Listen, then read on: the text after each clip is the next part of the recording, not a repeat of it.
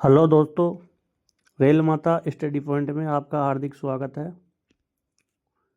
मैं Lakhanlal Meena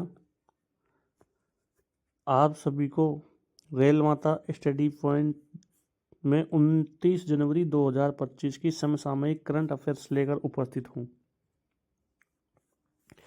railway, SSC, bank सभी exam के लिए महत्वपूर्ण है।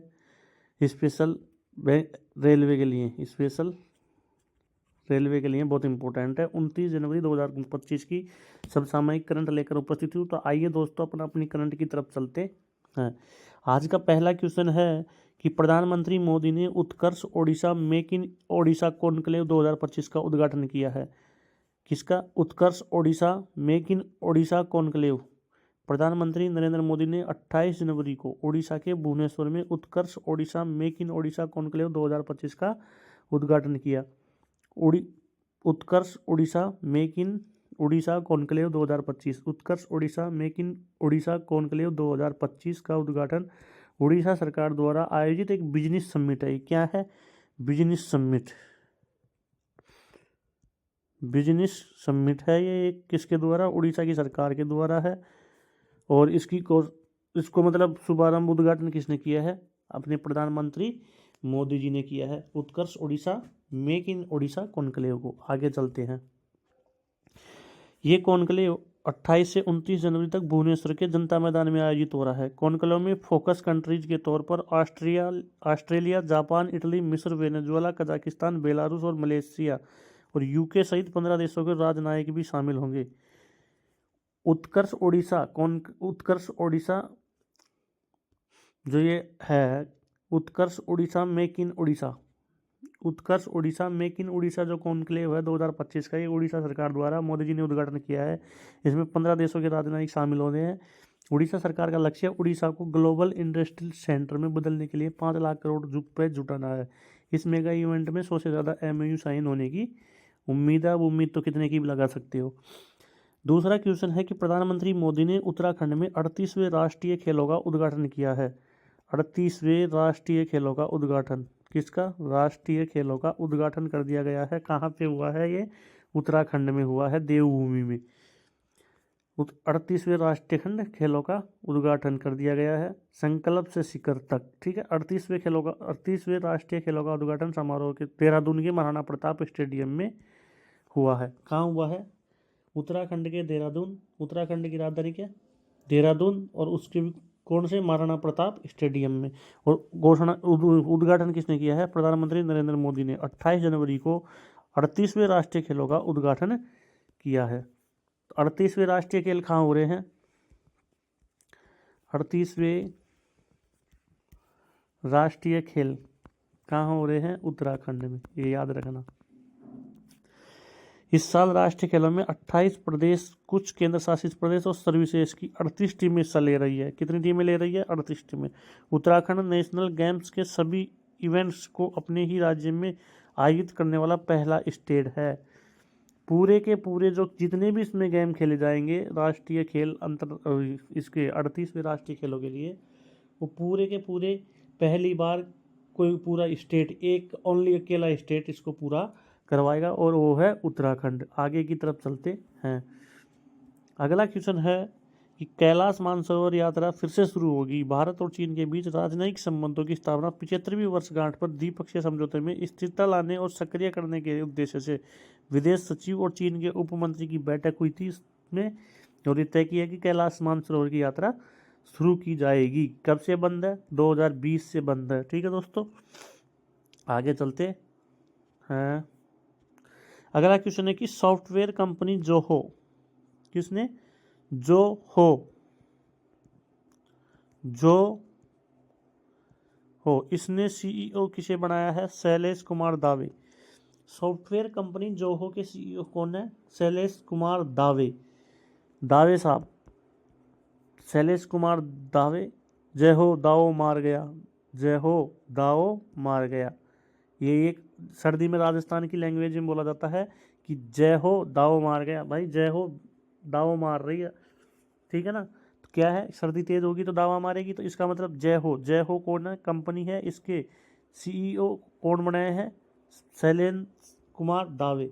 सॉफ्टवेयर कंपनी जोहो के फाउंडर और लंबे समय से सीईओ रहे श्रीधर वेम्बू ने अपना पद छोड़ दिया है और अब वे कंपनी के चीफ साइंटिस्ट के तौर पर काम करेंगे। को फाउंडर कौन है? जोहो कंपनी के को फाउंडर कौन है? कौन है?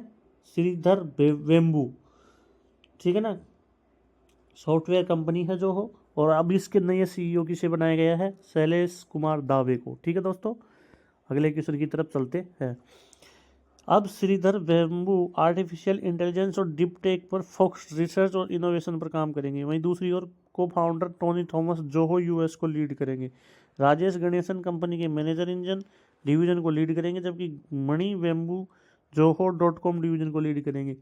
2021 में श्रीधर वेम्बू ने भारत के चौथे सर्वोच्च नागरिक पुरस्कार पद्मश्री से सम्मानित किया गया था। श्रीधर वेम्बू को पद्म श्री पुरस्कार भी मिल चुका है। जोहो एक सॉफ्टवेयर डेवलपमेंट कंपनी है जो cloud based business application and tools का एक सेट प्रोवाइड करती है। कंपनी की स्थापना 1996 में श्रीधर वेम्बू और टोनी थॉमस ने की थी और इसका मुख्यालय कहाँ है? चेन्नई में। जोहो का मुख्यालय कहाँ है दोस्तों?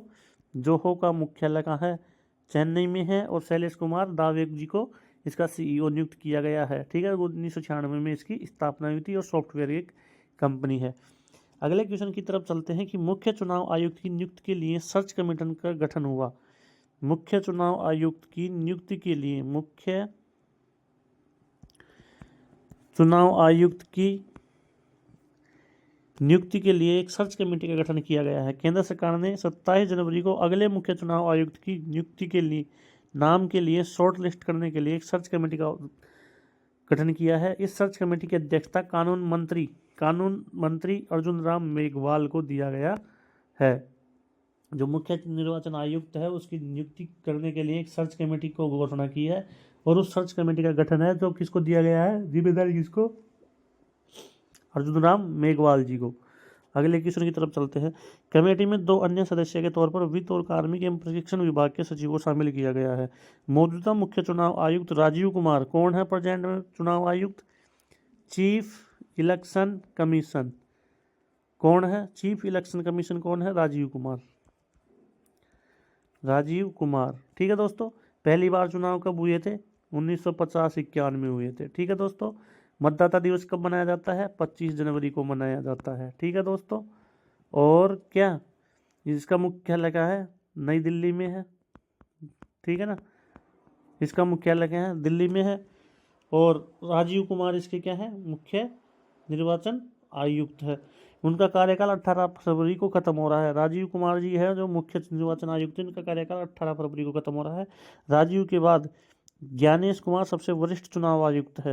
ये 3 सदस्यीय है। काम तो इसमें बहुत सारा करते हैं, लेकिन मेन 3 ही है। एक चुनाव आयुक्त होता है, मुख्य चुनाव आयुक्त होते हैं, और 2 चुनाव आयुक्त होते हैं। ठीक है दोस्तों। नाम शॉर्टलिस्ट होने के बाद प्रधानमंत्री मोदी की अध्यक्षता वाली चयन समिति इसमें से मुख्य चुनाव आयुक्त और अन्य चुनाव आयुक्त के नाम तय करेगी। समझ गए? 1950-51 में 25 जनवरी को मतदाता दिवस मनाया जाता है, और वहां पे दिल्ली में मुख्यालय है। और चीफ इलेक्शन कमीशन कौन है? राजीव कुमार। आगे चलते हैं। और अनुच्छेद कौन से में आता है? चीफ इलेक्शन कमीशन अनुच्छेद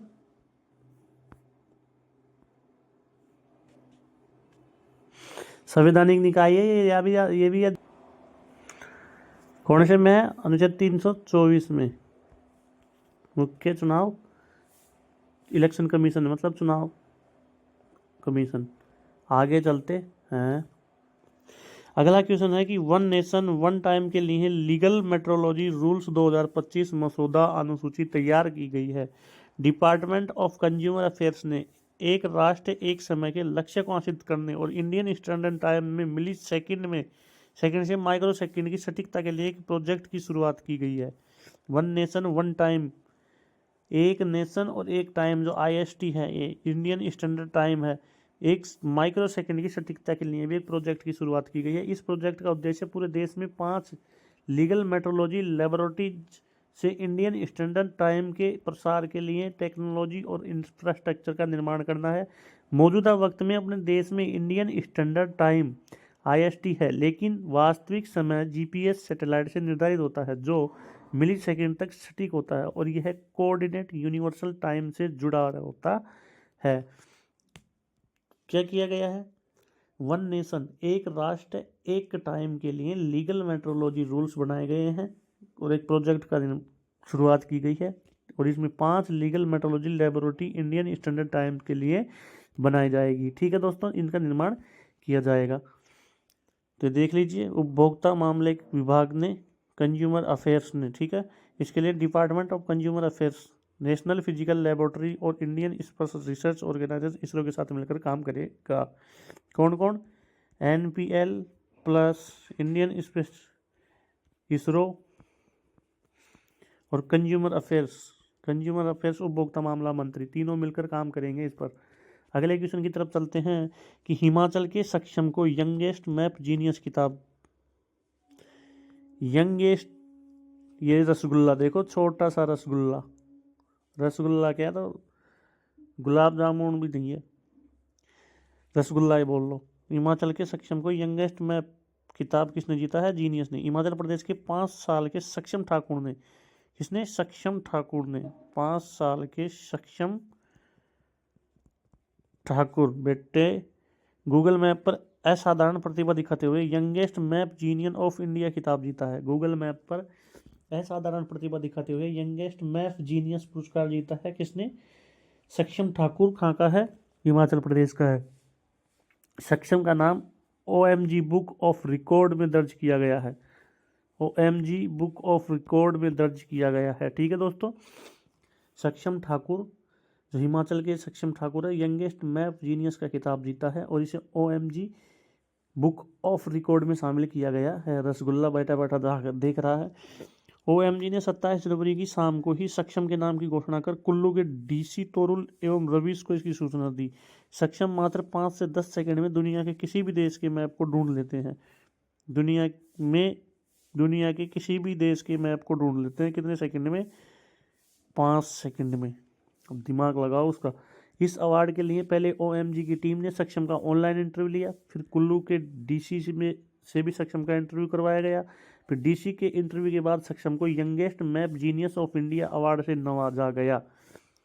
जब कुछ करने की होती है तो भैया जिंदगी में कभी भी किया जा सकता है। तो देखिए, इसने 5 साल की उम्र में ही अपना नाम के झंडे गाड़ दिए। क्या गाड़ दिए? झंडे गाड़ दिए।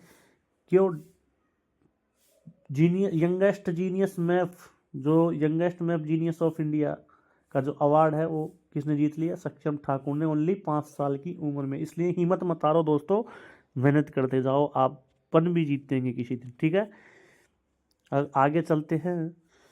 1865 में, आज ही के दिन मतलब 28 जनवरी 1865 में स्वतंत्रता सेनानी लाला लाजपत राय का जन्म पंजाब के फिरोजपुर जिले में हुआ था।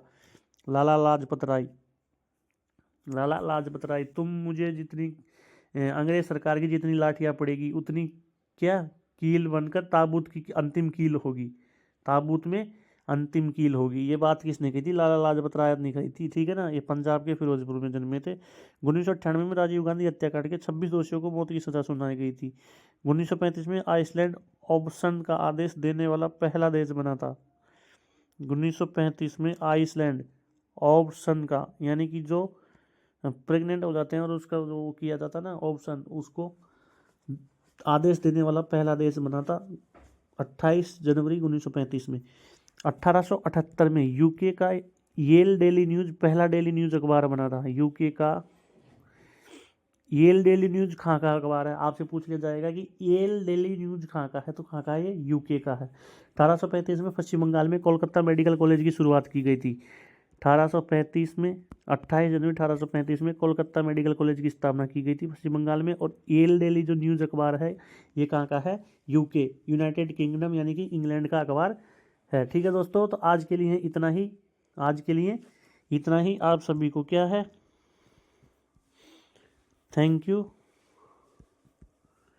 Love you, take care. Please channel को ज़रूर सब्सक्राइब करें, प्लीज़ सब्सक्राइब करें, जिससे मुझे भी क्या हो, उम्मीद बढ़े मेरी भी, मैं भी आपको अच्छे और जगह जैसे बहुत अच्छी अच्छी चीज़ें प्रोवाइड कराता हूँ। सभी को राम राम, थैंक यू, धन्यवाद।